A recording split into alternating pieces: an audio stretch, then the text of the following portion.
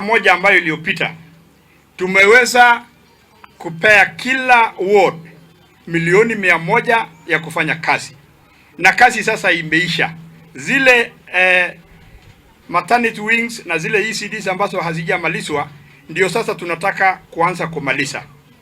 Lakini kuanzia leo mimi na MCS wote 30 na nominated 19 tutatembea kwa hii kaunti yetu yote kufungua projects na kuweka equipment kwa maternity wings na kuhakikisha ya kwamba mabarabara zote zimeisha, ili tukianza hii CIDP2 County Integrated Development Plan number 2 ya hii mwaka ya 2023-2024 tuwe tumemaliza zile projects ambayo tumemaliza.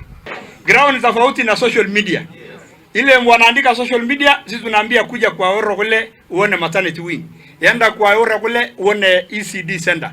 Yenda kwa Letokat uone ECD center. Yenda uona ECDs 16 ambayo imekamilishwa na Ntulu, na watoto sahizi wanatumia hizo madarasa. Pia wakaaji wa Narok, kama kuna project yoyote ambayo mnaona haijakamilishwa vizuri, ni haki yako. Ni wewe mwenyewe utuelezee, wakati sisi tunakuja kusunguka ndio tujue ni gani haijamalizika.